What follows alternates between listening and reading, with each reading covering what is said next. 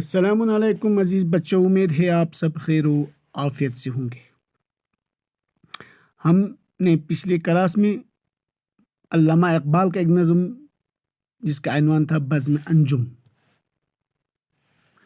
ہم نے بزم انجم کا مطالعہ کیا، اس کی تشریح کی اور اس کے 4 سوالات کے جوابات بھی ہم نے پچھلی کلاس میں کیے۔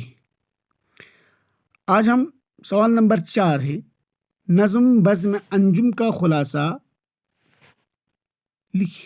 آپ اپنی کتاب میں 164 میں دیکھ سکتے ہو، 164 پیج نمبر، جس میں سوال نمبر 4 آپ سے پوچھا گیا ہے، نظم بزم انجم کا خلاصہ لکھ۔ ہمیں کیا کہتا ہے؟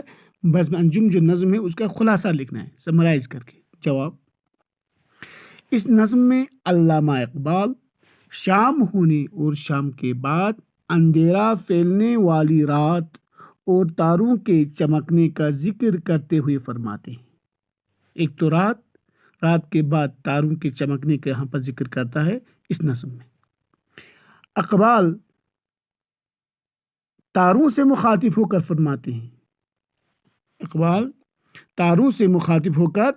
فرماتے ہیں، یہاں پر یہ لام لکھا نہیں ہے میں نے، یہاں پر آپ لام لکھ لینا، الف قاف بے الف با لام اقبال۔ یہاں پر میں اگر لکھوں تو 1 منٹ،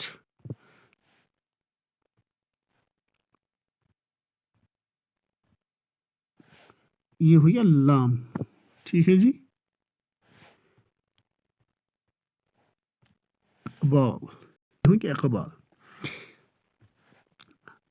اقبال تاروں سے مخاطب ہو کر فرماتے ہیں، تمہاری قوم خوشحال اور تابناک ہے، روشن۔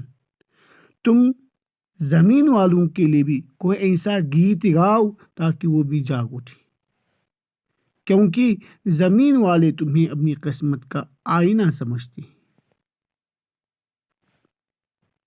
اس لیے شاید تمہاری بات اثر کر سکے۔ دنیا کا سارا نظام آپسی اتحاد اور اتفاق پر قائم ہے۔ اگر تاروں کی طرح یا جتنے بھی گلیکسیز ہیں، ان کے سولر سسٹم جتنا بھی ہے، یا سیدھا ہم دیکھیں، اگر تاروں کی طرح دنیا والے بھی اتفاق اور اتحاد میں رہیں گے اور ایک دوسرے سے قدم ملا کر چلیں تو انہیں کامیابی اور خوشحالی نصیب ہوگی۔ تو یہ تھا ہمارا جو نظم بزم انجم کا ایک چھوٹا سا ایک خلاصہ، جس سے آپ اپنی کاپی پہ لکھیں گے اور یاد کریں گے۔ والسلام علیکم ورحمۃ اللہ وبرکاتہ۔